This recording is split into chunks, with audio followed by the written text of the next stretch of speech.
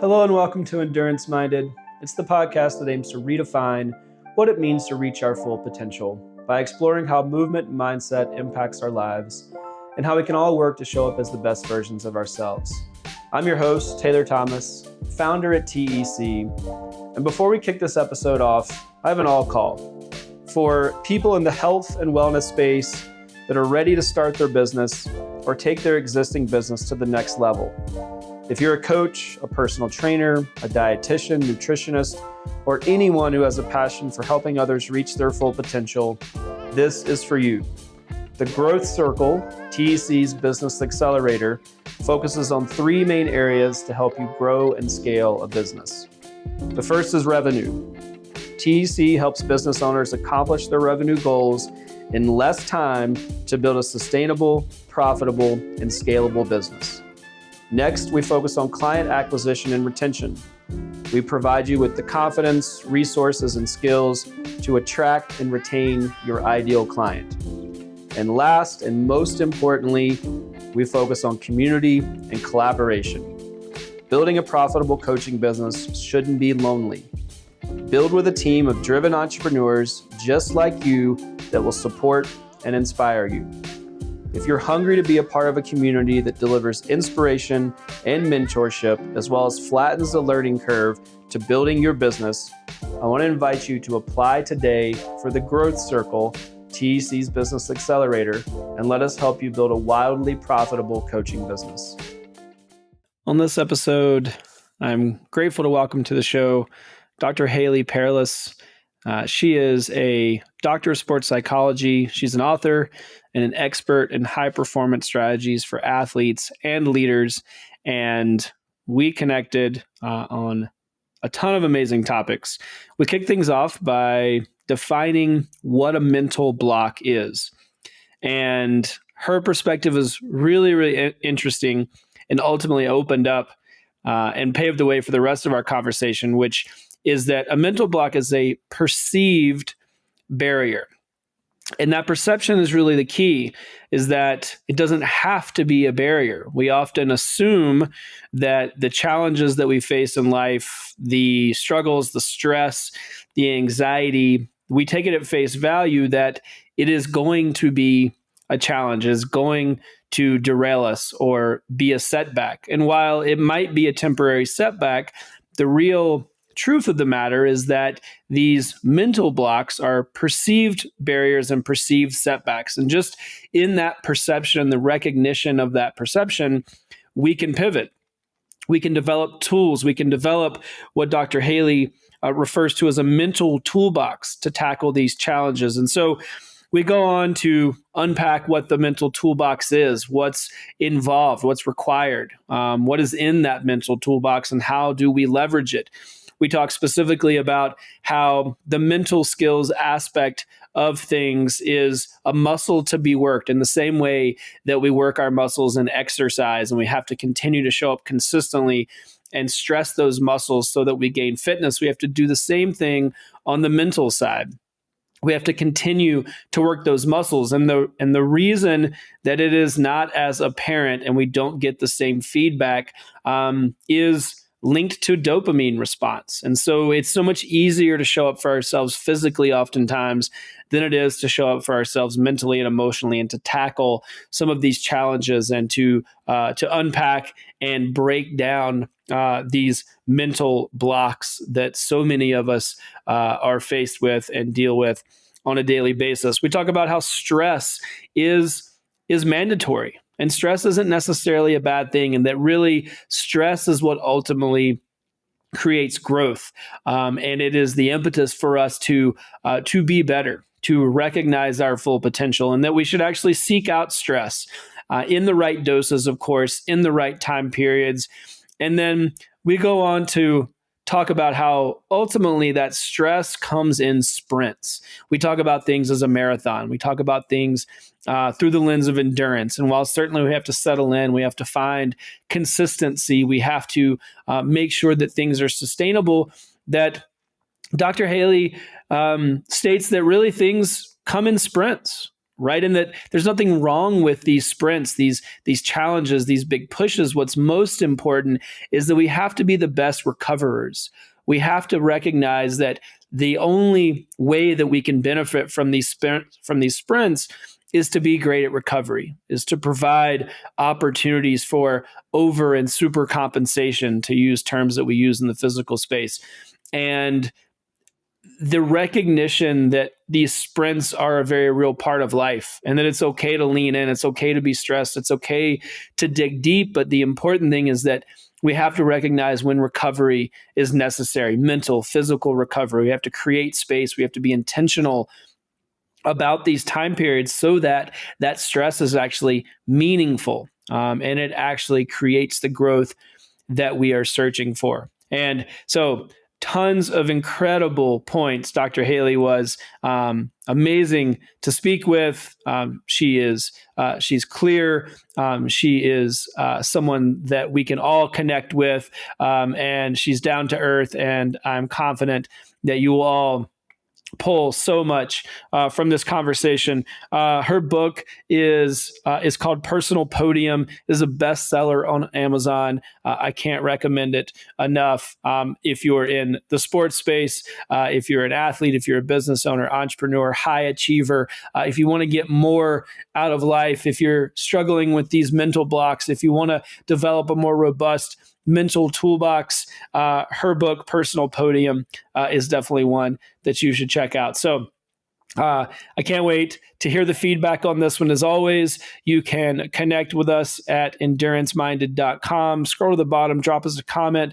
Let us know what resonates. Let us know what from my conversation with Dr. Haley stands out. What can you apply in your life right now? What are some of the tools? What's your mental toolbox look like? I can't wait to hear from you, and I hope you enjoy my conversation with Dr. Haley Perlus. Hello, Dr. Haley. Welcome to the show. How are you? I'm great, Taylor. How are you? I'm fantastic.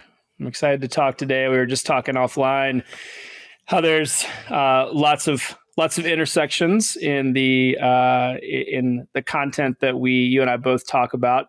Intersection between sport and business, and the skills that you learn from being an athlete and how you apply those in the business and the career space. So I'm excited to uncover that and see where the conversation goes today. I thought a good place to start would be just to set a bit of a framework with some of the language that you use. And I know in your new book, which is called The Personal Podium, which is a bestseller on Amazon, that one of the things you talk about is a mental block. And I thought that it would be a good place, a good jumping off point, just to have you define what that is from your perspective, because there's a lot of mental performance, mental, challenges, lots of language out there. And some of those definitions can get muddy, or maybe they're not clear to begin with. And so I'd love for you just to walk us through what is that from your perspective, from your experience as an athlete, as a high performance coach, as a mental performance coach, and let's use that to set the stage and branch off from there. How's that sound? I think it's a great place to start, because that's primarily why people come to me. They have a mental block. No one really comes to me when they're happy and everything's going well. People come to me with a mental block, which is, if I can just make it really simple, which is how I liked to work for myself. A mental block is simply a story, usually negative in nature, but a story, real or imagined, that has the potential to debilitate our performance. And I just really want to highlight that word, potential. Doesn't have to hurt us. But if we let it, or if we don't have the tools to work with it, overcome it, refute it, it can hurt us. That's interesting, that I hear you say that, and I'm like, okay, yeah, no, that is obvious, but it's not honestly where even I would go necessarily, right? Like that it is just a potential. Like, it doesn't have to derail you. I think that is, for me, and even some of my own personal challenges, and then for people I work with, it is assumed that it has already derailed you or will derail you. Not that you could step away from that or backpedal in a way that maybe doesn't create as much of an impact. Walk me through that. What are how do you help people, or in your experience, how can you get ahead of it, that potential opportunity for it to be disruptive? Yeah. It's a really straightforward lesson, and doesn't mean that we're always going to buy into it right away, but we have to come to an understanding that we are not our thoughts. And sometimes it's just our thinking. And this was a valuable lesson that I learned many, many years ago, probably about 10 years ago. It was just, I knew it, but this is the moment I bought into it. I was with a mentor of mine who's one of my greatest friends, and I was at her house with a huge mental block. I was just upset. I'm pretty sure I was crying. And her 10-year-old daughter looked at me and said, "Haley, it's just your thinking." And it was like this moment. And then for whatever reason, that statement, "it's just your thinking," helped me to really go back into all of my education and all of what I know about our thoughts. And it's just our thinking, and we can choose to believe them, or we can choose to refute them or discount them, laugh them off, shrug them off, but we are not our thoughts. Now, if we repeat them, if we connect with them, if we strengthen that bond and their neural pathways, and it's a process called myelination, if we let those thoughts grow and grow and grow and secure a very habitual place in our mind, then essentially we become that belief, or we live according to that belief. But at the onset, it's just our thinking.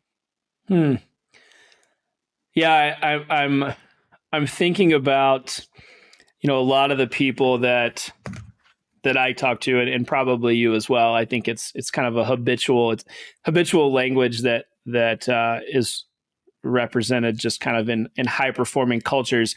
And the example that I'm thinking about is you ask somebody how they are, and the first thing that they say is, "I'm busy."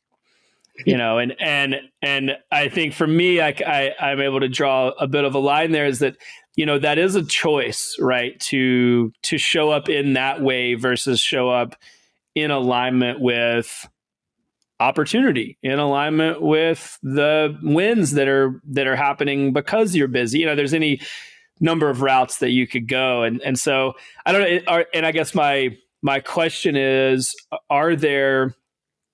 does that show up in other ways? Like, if the mental block is just, if we're not our thoughts, are we also able to decide to be happy versus sad? Are we able to, how are we able to leverage our, I guess, decision-making process to navigate these challenges, right? Whether it's emotional, whether it's mental blocks. Is there a commonality or a through line there, or is that a different practice altogether?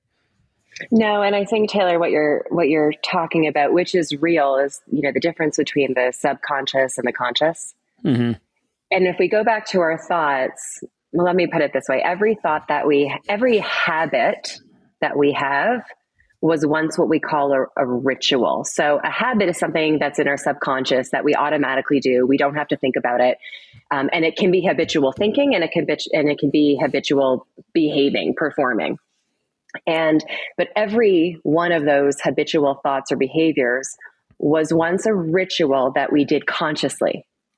So it was in our awareness, in our conscious, living.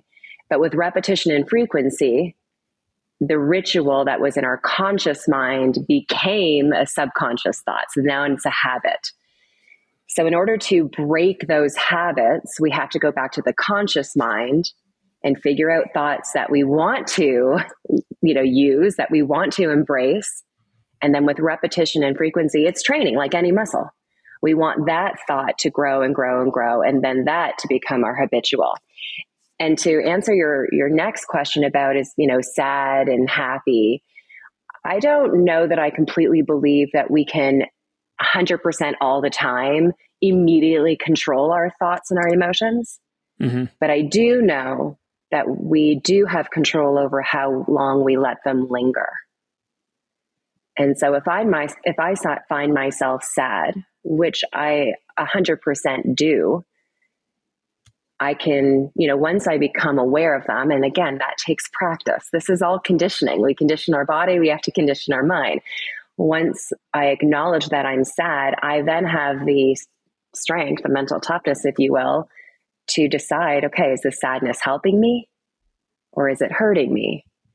And if it's hurting me, okay, what can I do to change that emotion? And often, not all the time, but often it's with my thinking. And I can change my thinking, and then I can change that feeling of sadness. So there's some training involved, and the difference is that we've got to find a way to target our consciousness, and then with repetition and frequency and training of that, it then becomes the habit that we want to have. Mm-hmm. Yeah, I love that. I use that analogy all the time. You have to work the muscle, right? And it's just like in our physical bodies, we have to continue to work it if we want to see growth, performance improvements, and then same thing on the mental side. Although it strikes me, and I'd be interested to get your take and experience here, is that it's always struck me that it seems like a more straight line for people to draw. That is in fact the case on the physical side, but that is a much harder practice to deploy on the mental side, right? We say, yep, I got it. I got to go to the gym. I got to run. I got to do the thing that's going to yield the results. On the performance side, check, 100%. And then we say that on the mental, I'll add like mental emotional side, not quite as much of a checkbox, not quite as much of an immediate like, yep, I get it. Why is that from your perspective and experience? What makes it harder to grasp the real fact that you do have to continue to work that muscle, and then that is a process that has to be continually deployed and refined, just like on the physical side, but it's the implementation and execution seems to be a bit more challenging, and maybe that's a little bit harder to take at face value for folks than on that side. What's your thoughts there? I don't think it's maybe harder to take. I think it is. I'm trying to be nice to people who are listening. You're right. No, it's totally. I'm being aloof. It's way harder for sure, right? Like nobody's doing that as well as they are the physical side. Right. I think for a couple of reasons. One is when it comes to behavior and performance, it's much more tangible. I can see, those muscles working. I know that I picked my body up and went to a gym. I saw it, it's much more tangible. The mindset isn't so tangible. That's why, in what I do, I try to make it. I do my best to help people create a mindset as tangible as it can be, which is why I love the fact that you also say it's a muscle. Imagery is fabulous, because that's how we can experience our mind, building strength, in our imagination, but it's not tangible. And I think the other thing is, dopamine response, the reward response. We go to the gym, we go for a run, we get in the mountains, we get in the water, we do our thing. There's a dopamine response there. And waking up in the morning and, going through, my positive thinking, if you will, or my attributions or my gratitude, I don't know on the onset, because it's not so black and white. Even though I say to myself, I want to be grateful for all these things, those negative thoughts are still there. And there's this little bit of a tug of war. So I don't know that the dopamine response is as immediate as it is when we go for a run, for example, or we go lift some weights. So I think that putting those two things together are two of the reasons why the mindset is a tough one to break, a tough one to really, feel amazing about yourself. And actually, third one, now that I'm thinking about it, is the reason why we want to get our head straight is so that we can get our bodies to perform. And it's not an immediate thing. It does take time, and it is an internal battle. So we're not always going to reap the rewards. Not that I'm saying you always reap the rewards the first time you go to the gym, but you do reap a reward. And sometimes the mindset doesn't show you that reinforcement right off the bat.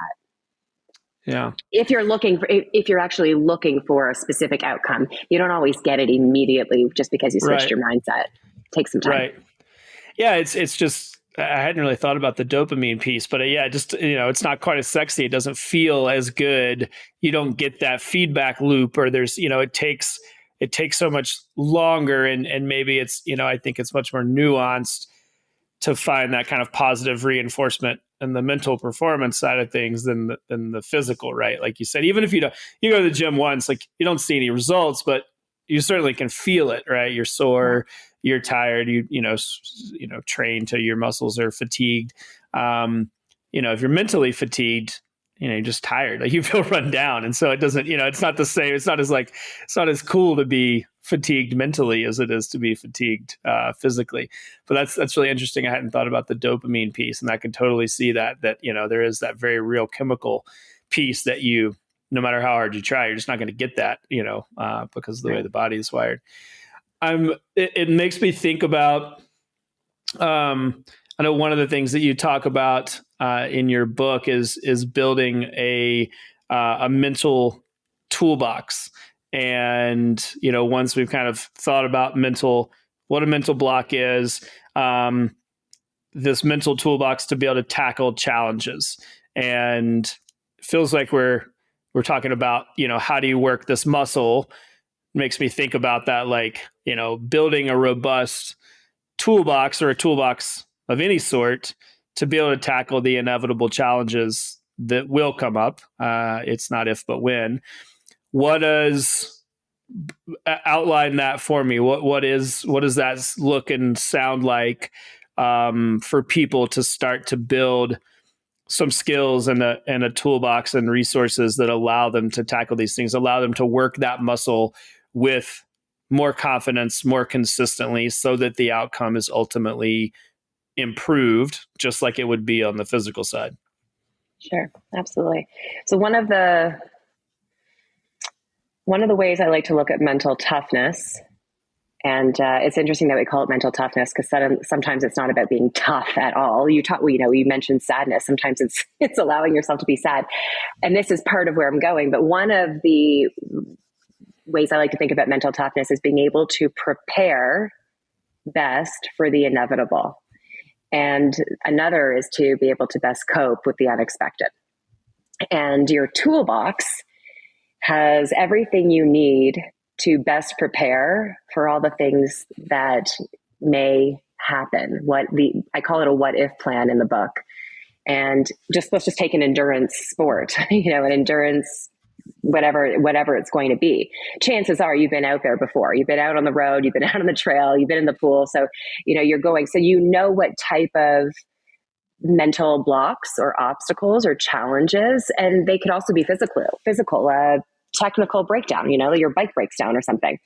And you have now a mental toolbox. Okay, well, I know if I get tired, if I feel pain, if I get a flat tire, if I get passed by someone who doesn't want to pass me, if it rains, if it's hot, you have all these what if situations that could happen. And like you said, it's not always if, it's when. We don't know, something inevitably is going to happen. And then right there you have, okay, I know how to walk myself mentally through this. Am I going to use my visualization? Am I going to use my affirmations? Am I going to go right down to the fundamentals and know where my strengths are fundamentally and just grab onto those and use them? Am I going to embrace this pain? Am I going to look at the good side of pressure? All these are tools, mental tools that we have in our toolbox. And the reason why we carry around a toolbox, just in case we need the hammer, just in case we need the nail. Well, these are our mental tools that when and if certain situations happen, we don't have to look around. We don't have to say, okay, what do I do now? You have it there in your toolbox.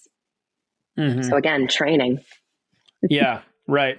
Yeah, you have to put the things in the toolbox, right? Like you can't just show up with an empty toolbox. And that, I think, it makes, like you have to do the work of aggregating those tools so that you have them to use. Right. And that is, again, it's strengthening that muscle.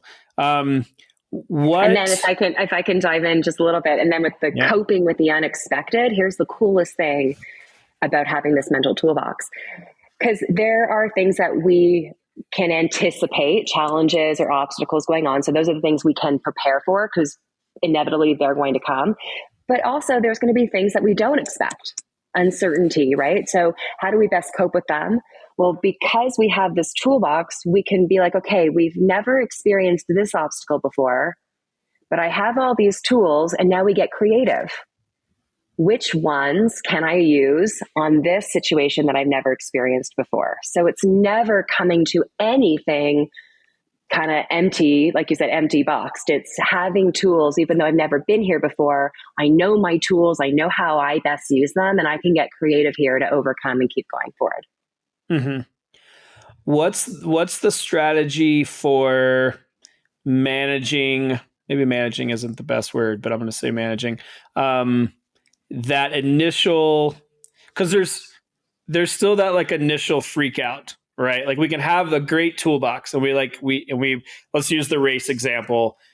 Before an event, we're prepared, we've done all the training, we've visualized, we've done, and then inevitably you get a flat tire.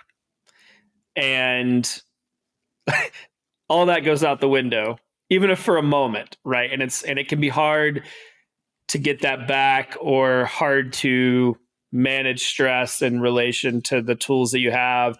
So is that always part of the equation, that initial kind of human nature maybe freak out, or does that get better as well if the muscle is trained, or do we just have to cope with that and then come back to because I can't tell you how many people I've worked with over the years, specifically on the athlete side and in a coaching capacity, not like in a mental performance capacity, but we go through all the things. We do the visualization, we prep, checklist. This is what happens, and then something happens, and they don't, plan goes off the rails. So, is there a way to manage that better, or do we just expect that? How does that? What's that like from your perspective? Yes, yes, and yes. But you said it. You said the key thing, which is that we're human. It's a human thing. Mm-hmm. And one of the greatest athletes, Novak Djokovic, I love how he talks about he kind of like laughs off this whole idea of positive thinking 100%. He thinks it's a ridiculous concept, always positive thinking. We're human. Things go badly. We're allowed to be upset. We're allowed to be sad. We're allowed to be frustrated. The key principle here, which is also a big part of mental toughness, is not about being perfect. It's about being the best recoverer you can be. So yes, we're human, and you can be upset, disappointed, frustrated, angry, all of those things. And sometimes those are really powerful, positive, even though they're experienced as unpleasant, they can actually really help you. They can light some fire under you. They can help you get focused. They can give you a level of motivation that you never knew existed. So sometimes they're not always bad. Sometimes they're good. But the key is to bounce back quick. In other words, the key is to be the best recoverer. And the best athletes, the top business owners, really, the best performer, period, is not the perfect performer. It's the person that best recovers. And so allow yourself to be sad and then get up with, and this is where you say how you best manage it. Well, when you have the tools, when you have the mental skill set, you can bounce back and you can become the better recoverer, because you have all of that strength to figure out, okay, what do I do with this flat tire? To figure out, okay, what do I do with this pain? You're not starting from scratch. You have experience. And then lastly, the more and more you have these experiences, the more normal they become for you. So you don't get so attached to them. They're not as big. You don't catastrophize them. You can bounce back pretty quick because, okay, I've been here before and this is how I get through it. Mm-hmm. Yeah. Okay. So again, I mean, you gotta work the muscle, right? And I think I've long said it makes me think about, I think so much of our ability to cope is having having enough experiences. I talk about it through the lens of like sets and reps, right? Like you just have to do it enough and have the experience, right? Like if you get the flat tire in the race one time, well, the second time is not that big of a deal.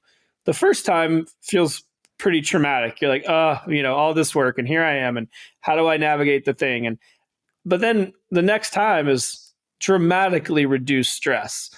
And so, to your point, like you just have to know that you can cope with it. And then that coping becomes more and more streamlined in a sense as you've continued to do it. Cause it's not if, but when. I think about that in business all the time. It's every day, right? Like you have a plan and then you have to pivot, right? You have to do, it's never a straight line, specifically in entrepreneurship. And great, when that starts to happen and you're early in business, it's pretty catastrophic. And then you're like, oh, that's, you don't even think about it at some point. You're like, oh, that's fine. And then you plan for it. You're like, okay, let's get a good plan together. And then let's plan for when the plan goes sideways, because we know it's going to happen. And then that toolbox gets fuller and fuller. You have more devices in there, more mechanisms, more tools to help you manage that. So what's that saying? Hope for the best, expect the worst. I don't know that I like that so much. I almost want to be expect the best, plan for the worst. Just so just to have, again, just to feel that I have the confidence to recover. Yeah. If and when I need it. Right. And I've heard that too.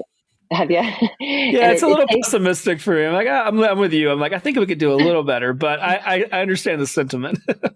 Yeah, I do too. And, it takes so much pressure off, don't you think? In business, oh my goodness, for sure. Listen, I strive for perfection. I don't know anyone, I've never worked with anyone who doesn't strive for perfection, want to be perfect. And I like that. But as soon as we demand it of ourselves, that is unnecessary negative anxiety. It's just unnecessary. And I'm playing around with this concept because, we hear coaches and leaders, failure is not an option, right. And I get the premise of it. We don't even want to look at it. But to me, failure is not an option. Well, it is an option. In order for someone to win, how many others have to lose? And you don't win all the time. Failure is an absolute option. And so if we just acknowledge that and then move on, what I've experienced in myself, oh my God, is so much freedom. I'm not, I don't have to be, failure is not an option. You can't do it. No, it does happen. It happens to all of us. Whew, what a sigh of relief. And now I can just focus on striving for perfection and being the best recoverer I can be. I couldn't agree more. And I'm very much that person. I've worked to back off of that. And I have days where it's challenging. But my mantra is that one of them is, perfection is the enemy of progress. And, if the goal is forward motion and to grow as you continue to move forward, as you continue to progress, and then perfection is really the enemy of that, because it's always going to keep you from the next thing, right? Because it's not possible, right? There's the recognition that it is not going to happen. Even if you knock it out of the park, it could always be better, right? You could always, that's just a slippery slope that could go on forever. I remember when I had an athlete. Oh, sorry to interrupt. No, go ahead. I was going to say, I had an athlete once who came to me. It was our first session together. She goes, okay, so just want you to know, I'm not a clinical psychologist. My PhD is in sports psychology. I'm more of a consultant. And she came to me to tell me that she met with her clinical psychologist and she's being diagnosed with perfectionism. I don't believe that is a disorder, perfectionism, but she was telling it to me to give her an excuse for not being able to perform the way she wanted to perform. Well, I'm not performing well because I'm a perfectionist. That's what that was what my clinical psychologist diagnosed me as. And like you said, it's, a great excuse for not doing anything. Huh. And I've actually never heard that. I didn't know that that was a diagnosis. Yeah, It's I would not. tend. No, it's not. That's Yeah. why Okay. I'm saying she Yeah. was diagnosed with it, but I'm like, I don't think that's an actual Yeah. No, disorder. I've never heard that language. Yeah. Yeah. It's a good, and I think to your point, and I mean, I'll speak from my own perspective and experiences. I've used that. It's a really convenient out, to have lots of different behaviors, whether that's how how I show up for other people, right? Like, oh, I'm a perfectionist, and so, that's why I treat these people this way, because, I can't, I can't help it, right? Like, they're just not living up to the standards. I'm a perfectionist. Well, that's a really convenient out to not work on building really strong relationships with people and communicating effectively, and navigating the dynamics of interpersonal relationships, specifically in the workplace.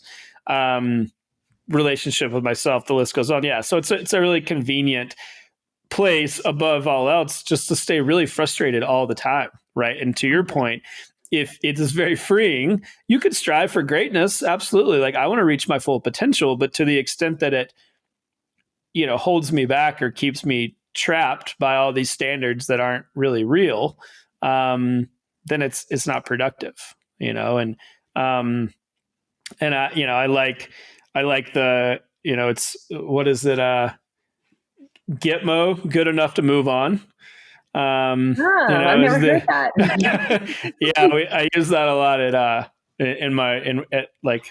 at work. It's, yeah, I'm like, and I didn't used to, I would have never said, I mean, a decade ago, no chance. I mean, I would have been the person who stayed up all night trying to make it perfect. I'll use quotes. No, like, get good enough. Sometimes good enough is good enough, and that can be great. Like, we've that language we often ascribe as it's on a lower rung, but no, like, if that's it, right? Like, if you went out and you did the race, or you started the business and you gave it your all, like, that's good enough.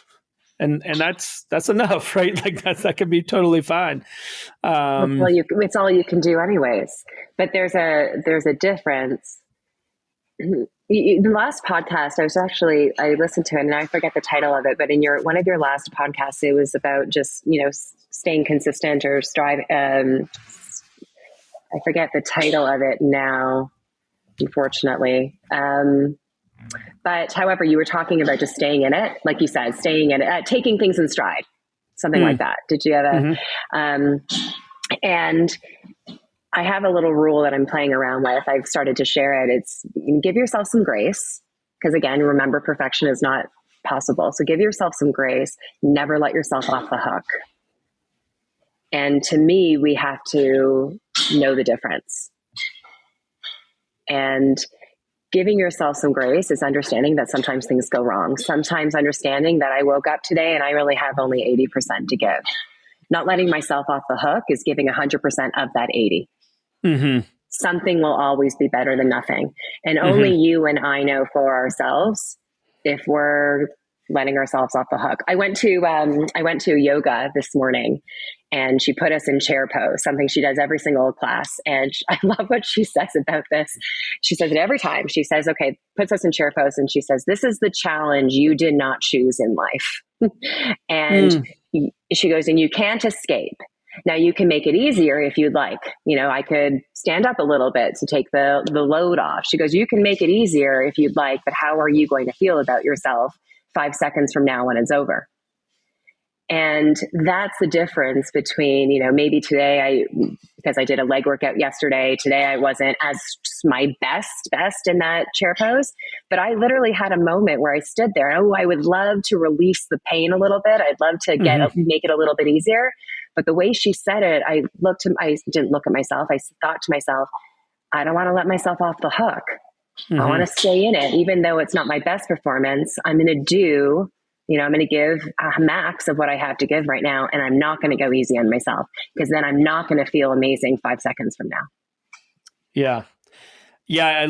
I think about that a lot. 100% of what you have to give in the moment or in the day. And I that really is one of the things that has relinquishes a lot of pressure, like I put on myself. Is like Right. 100% on any given day doesn't have to be the same.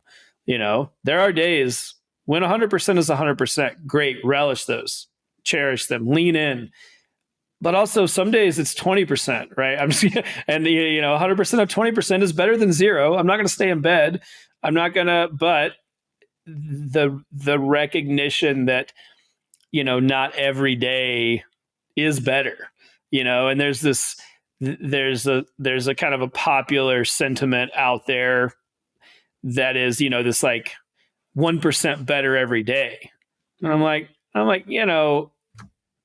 mean, I would say no, right? Like, yeah, like I might be 75% worse tomorrow, right? Like the real fact of the matter is, and I can still show up. Like I can still exercise, I could still do great work, I could still be a great person or to the best of my ability. And I'm not better than today. I'm just having an off day. I'm tired. I'm, whatever, I'm stressed. And so again, I think that there's a real opportunity to always be striving, but to recognize that the pursuit of that is full of peaks and valleys, and that's okay that there's the valleys are there, right? The recognition that they're there. And some days you don't have 100% to give, and that's totally fine. One of the greatest work, I think, is the concept of flow state. Mm-hmm. And Mihai Csikszentmihalyi, hope I said that right, say that 10 times fast. Mihai Csikszentmihalyi, who created flow, he said, because he calls it peak experience flow state. And the idea is when the demand meets your challenge. So if your current capabilities are here, I'm just putting my hand up by my nose, then the challenge is right up by my nose too. But that's really difficult all the time. So he gives us a little bit of some freedom. And you can challenge yourself just below your level of ability. So, if I can run, my 5-mile run typically takes me this, I can actually say, because you're not feeling the best, I have 80, whatever percent to give today. You can actually choose, like your intention, your goal is not to be the 1% greater, not even to match your current self. It's actually to go just below where you feel a sense, what he calls, that's the perceived control zone. It's still going to take effort, but you're not maxing yourself out, but you'll be very proud of yourself in the end. And then there's times where you just want to match, where you're not looking for that 1% better. You're actually just going out to match yourself. And then there's the moments where you do want to challenge yourself and go just above your current level of ability. And he calls that the arousal zone. When you feel challenged, when you're, but you maintain confidence. Anything higher is when you hit anxiety, when now you're challenging yourself too much. And with anxiety, you lose confidence. And anything way below is boredom and apathy. So he says to play around between the control, flow, and arousal. And I think that's exactly what you're saying. It doesn't always have to be this trajectory of 1% better every time. Sometimes we just want to I just want to feel in control today. So I'm just going to go below my current level of ability because of how the day is going for me, how I woke up, how the situation is. Give yourself permission. Yeah, that's great. It's exactly, that really captures kind of the sentiment that I was driving at. And I think anything different than that really lands you kind of squarely in that comparison trap. It's very much the comparison is the thief of joy. And so if you're not in a place or not able to recognize that the full expression of 80% on that 5-mile run is great, it's only going to serve to create anxiety because you're comparing it against your best day you've ever had and the peak, and I talk about that a lot in lots of different areas. Business is one.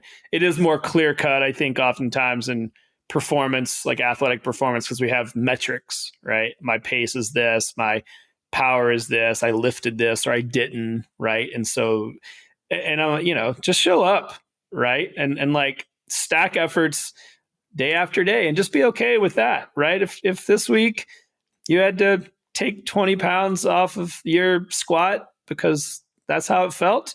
It's okay. You still showed up, right? And months down the line, you'll realize that effort will be realized, right? That little bit of stress, that little bit of opportunity, that time that you took will show up and manifest as like fitness. But you're not going to see it today. But know that like stacking the bricks over time is going to be is all that really matters. Yeah. Yeah, The I just love showing that. up is the hard part, though. The just showing up is sometimes the hardest part. And in fact, when you talked about mental blocks, Hmm.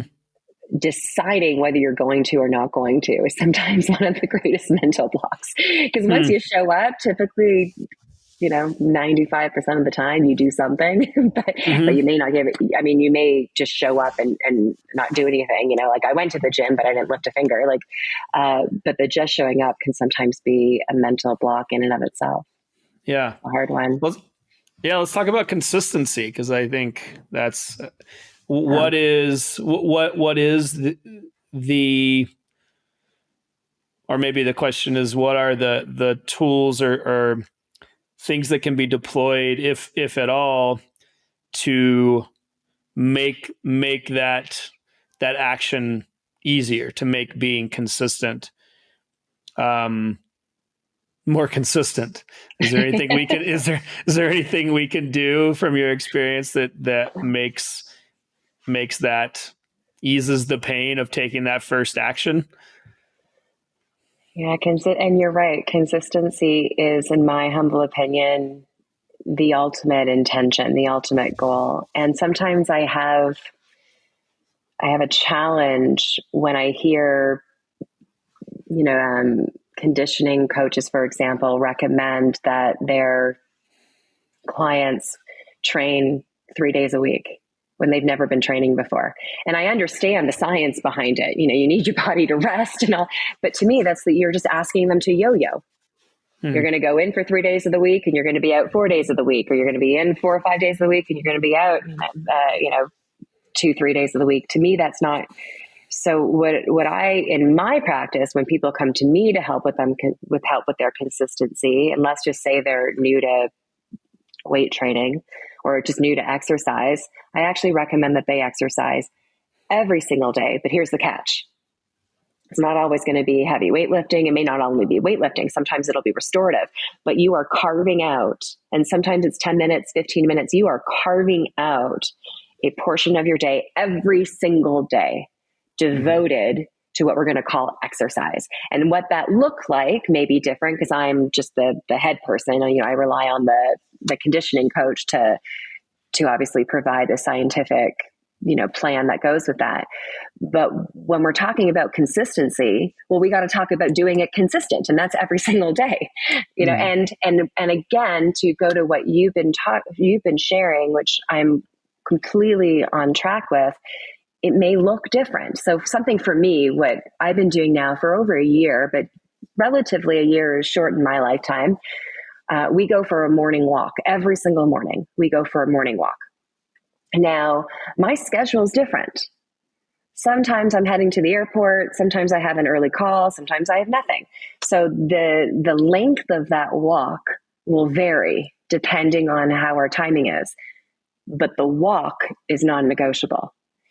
And 2 weeks ago, actually, maybe it was last week, I had 3 minutes. So I walked to the end of the driveway, and then turned around and came back inside. And my boyfriend continued on for his walk, because he had the time, but I did it. And the interesting thing is that I was probably more proud of myself. I knew it wasn't going to be anything special, but I just did it to have the consistency. And I was more proud of myself for doing it than, doing a full 15, 20-minute walk, whatever usually we do. Mm-hmm. So when you think consistent, I mean consistent. Yeah. Every day do something if you're starting to create a habit. Totally. I couldn't agree more. One of the biggest shifts for me, I have, and just like you, and I'll be curious to get, sounds like we've had similar experiences that relates to kind of like our athletic identity. And because I come from very structured, like professional sport, and like training was training, right? And that had a very specific time period, and it was mapped out, all these things, and that's fine. However, as I've matured and gotten older and life has changed and I'm no longer pursuing professional athletics, the language shift for me has been to develop a consistent movement practice. And so what that allows me to do is exactly what you're talking about, is that means it takes on lots of different shapes. But my non-negotiable, and I have a few, but every day is to engage in a consistent movement practice. So I can walk, I can stretch, I can do mobility, I can do yoga, I can do a super hard workout, I can do, and I have laid out, I still have goals, I want to strength train X days a week. I want to run, I want to ride my bike, I want to ski, I want to do these things, but mixed in all is just consistent movement, right? And that I'm in better overall health now, and certainly overall mental health, than I was when I was racing bikes professionally. Because now it's just a part of my life every day. It's not so polarized of like this thing and then this day you can't possibly, right? Like it put all this weight and stigma. And again, I understand, some days you need to sit on the couch, you need to rest. But it's totally changed my enjoyment of exercise by just doing it all the time and then letting it kind of be very, very light. And what that also has done is it has weighted those different movements equally. Whereas like I used to prioritize, I'd be like, okay, well, a walk isn't worth my time, and or mobility or strength or yoga, it doesn't mean as much to me. I literally had like some sort of a like cost analysis in my head of like, if I do like an interval session on the bike and a hard strength workout, like that is worth more than these other things that are less intense, or it's not going to like yield as much fitness. I could like see these bar graphs almost like in my mind of like, okay, there's like more here. All that's gone away. I'm like, they're all equal, and I literally enjoy them all as much. And the low intensity, like a walk, for instance, has actually become like the thing that I am almost probably more dogmatic about than even like higher intensity exercise. I'm like, I will choose a walk over just about anything because for what it does for my mind.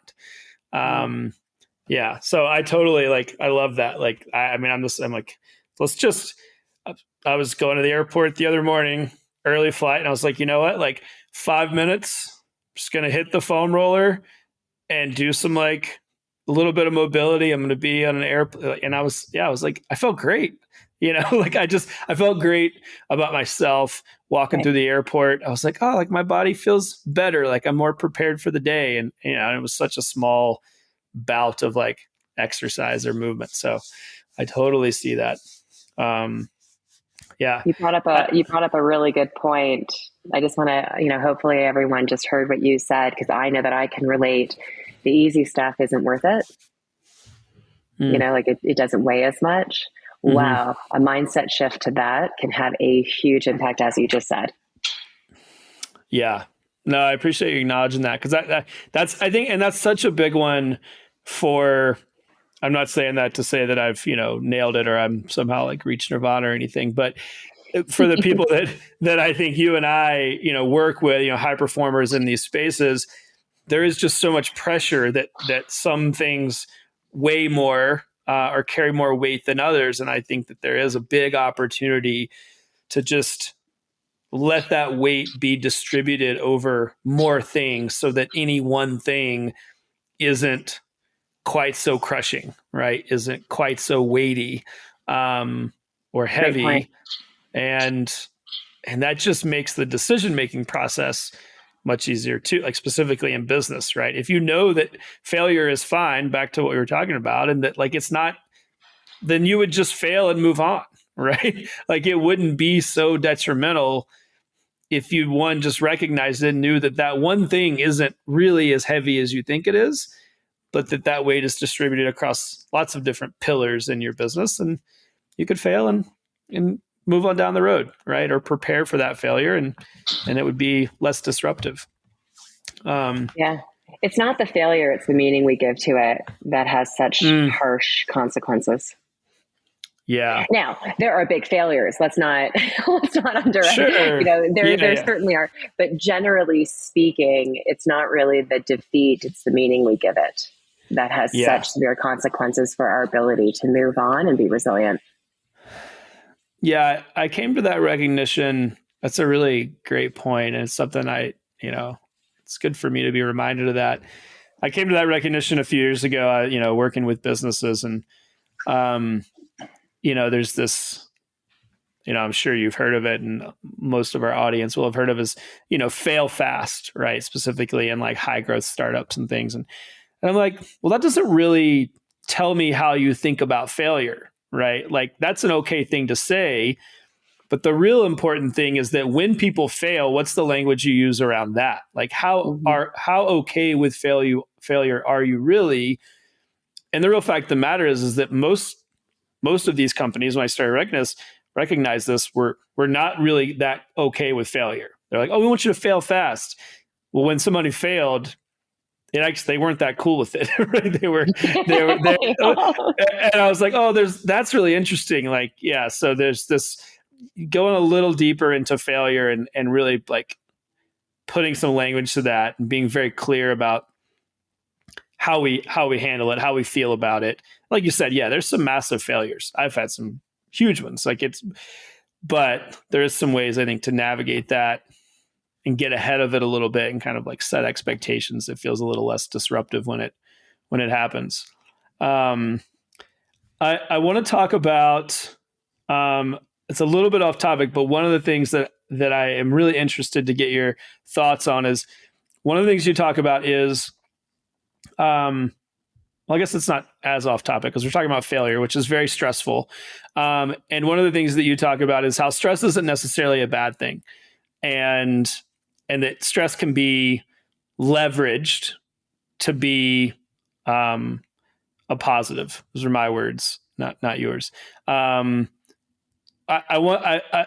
you just walk me through that? Because that feels like a very black or white thing for most people, right? Like we're all trying to run away from stress. Stress is bad. And if I could have less of it, I would automatically be improved. But you've talked about and written that that's maybe not the full story, but I want you to put that in your words for us. And I want to hear your opinion or your take there. Yeah. I think people are lying when they say that they don't want any stress in their lives, because I'll tell you why. And I do this often when I'm on stage at a public speaking event, I'll ask people to raise their hand if they've ever volunteered for a promotion, ever volunteered to escalate their physical performance and go from a 5K to a 10K to a half marathon, for example. Anyone volunteer to get married? Anyone volunteer to have children? Anyone volunteer to purchase properties? And everyone's raises their hands laughing. And that's challenge. That's stress. So, and why did you choose those things? Well, because I wanted to experience life. I wanted to have what contributes to a joyful, fulfilled life. Mm-hmm. So right then and there, you just said that stress contributes to fulfillment. And it's like this moment of aha. And then it's like, okay, well, I want that stress, but I just don't want the stress I didn't choose, right? Like, I don't want to have to deal with the stress you didn't choose. And that I understand as well. And going back to Mihai Csikszentmihalyi's flow state, his work, I mentioned the difference between anxiety and arousal is confidence. And the stress that feels overwhelming, daunting. When I think about anxiety, I really think about fear, anger, worry, frustration. Those are the stresses that we don't want in our lives. But once again, they can ignite us. I mean, that's the parent lifting the car off the baby, right? This is the igniter.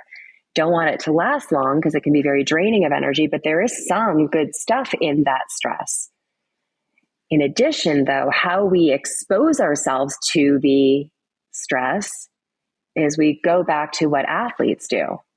which is you bring it always back to your fundamental strengths.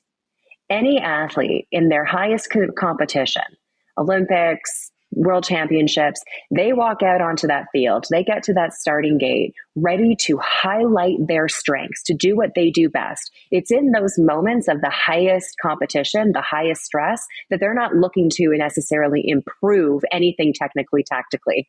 They're going to go out there owning what they already know they have inside them. And that brings confidence. And when you have confidence, you can move that feeling of anxiety, which is the stress we don't want, to that arousal, which is the challenge that we can embrace because we know that it'll help us to experience peak and fulfillment. So that's how we work with stress. Stress isn't the star of the movie. We are the stars of our own movie. And we're exposing ourselves to that stress, owning our strengths. And then with that, we enjoy, all of the fulfillments that stress can bring to us. I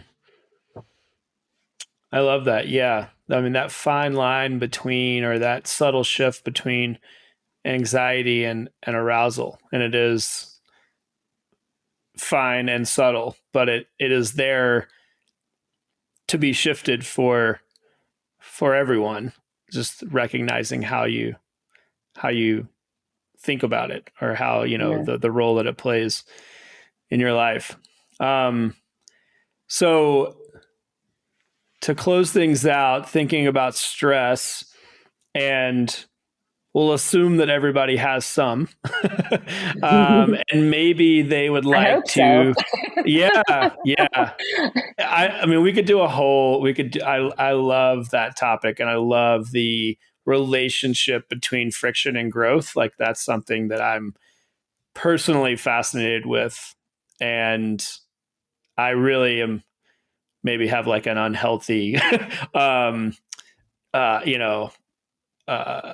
really seeking it out. I'm like, if it's not there, I'm worried, to the extent that I'm like, it's the only way that I'm going to be better. Right. And the friction, experiencing the friction. Yeah. Then sure. I'm going to call you out if you're okay with it. You just said that you have really embraced these walks and these, easier, like, so even though you want the challenge of your weight training and all, and your endurance sports and climbing the mountains and getting on your bike, you've also embraced the recovery piece. But if you only recovered, then you become complacent.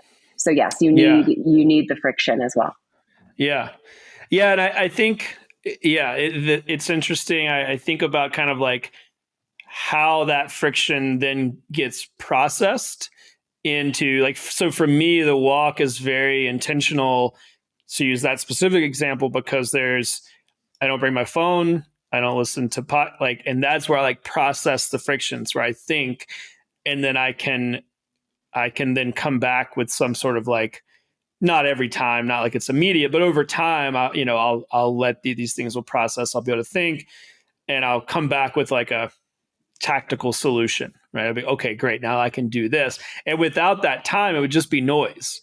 And I think that space is really important, right? Just like recovery, right? Like, the only way to gain fitness is you don't gain fitness during exercise, right? It's when you're not exercising. It's when your body's processing stress. And so I'm very conscious, or I work to be very conscious of, like, the moments when I can process stress. And I think I've always been drawn to it, both in sport and in my career. Good. But it's important to know, like, for me, I'm like, okay, well, it can't just always be stress, because then it just builds. There has to be times when you process that, and then you're able to do something with it, mentally or physically, right? Whether it's on the performance side or the business side. But for those struggling to process stress, and I want to draw a through line here, but from like the athlete to the business, we've kind of dipped our toe in both sides, which is great. That's very much, there's so many parallels there. And for me, that's always been I can see that so clearly. Like what we learn in sport is what we're able to deploy in business. But for those that are struggling with processing that stress, be it in sport or in life and business or all of those things, what's your one takeaway? What's a thing that someone can do to help them build that toolbox or to manage the mental blocks? And I certainly imagine that a lot of those mental blocks can just feel like stress on the surface. So what's the tactical thing that someone can kind of sink their teeth into to feel like they're making some progress? Because I often get the sense that people they just don't know what the next thing is. They don't know how to turn the corner, how to make it feel different, how to make a different decision that gets them to the gym, that gets them, into a place of consistency. So yeah, what's that sound like from your perspective? Yeah, I love that, Taylor. And if it's okay, I'm just going to jump onto what you were just talking about with recovery. And it's, your podcast is called The Endurance, but, and often we think that life is a marathon.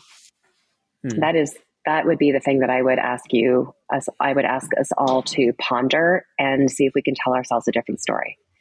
So we might be in the business of endurance, but our life is a series of sprints.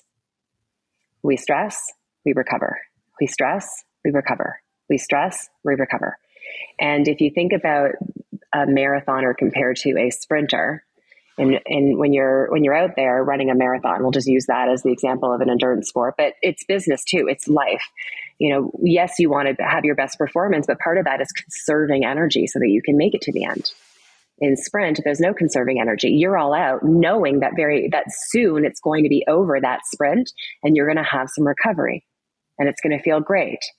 And that recovery piece, when we take a walk, when we, close our eyes and get the legs up the wall, when we meditate, when we deep breathe, when we take just a step away, and that could be 30 minutes, 20 minutes, 15 minutes, 10 minutes, even it's less than 1 minute to just go outside and look around.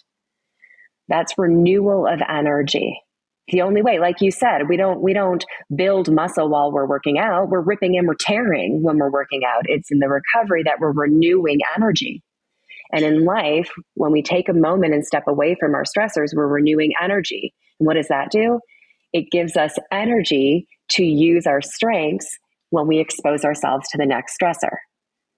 So it's not even about learning a new tool. I bet you that every single person who's listening to this podcast now has some positive mental tools in their mental toolbox. High achievers, they've been through so many experiences. They listen to your podcast. They have the tools. They may not have the energy to apply them when they need it. The only way to get energy is in that recovery piece. So let's treat life as a series of sprints, even though we may be running marathons. To treat life as a series of sprints. You go in knowing that you're going to go in for these 30 minutes, 60 minutes, 90 minutes, and then you're going to come back out for a quick recovery bout, renew some energy, and then have the energy to expose yourself to the stress with your strengths. I love that. That's great. I think, and that's, specifically in business, we talk about there are sprints, right? You're full gas, right? You can't half-ass it. You have to go in. So the recognition of that early and often, and then looking for or being strategic about when the recovery happens is the key. Like the sprint is not the problem or the issue. It's the lack of recovery that makes it feel right, like it's not sustainable. That's great. I love that. Well, thank you so much. I'm grateful for your time. This has been awesome. I know everyone's going to get a ton out of this, and I certainly did. So I appreciate it. It was great to have you. Thank you, Taylor.